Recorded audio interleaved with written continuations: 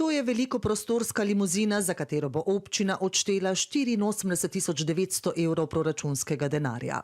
Res je, 84 000 € je vreden avto, ki je že eno leto v naši uporabi ali nekaj takega. Občina je to vozilo najela aprila letos, doslej plačala 25 000 € za najem, zdaj pa torej za odkup še dodatnih 84 900 €. Zdi to veliko denarja? Preveč. Katastrofa. Za ceste pa za drugo pa ni denarja. Kje se bo vozil? S takšnim luksuzom po gospodski ali kje?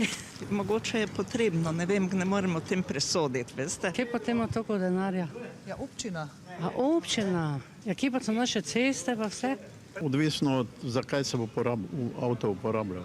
Uporabljal naj bi se za protokolarne zadeve, za prevoze župana, tudi njegove delegacije.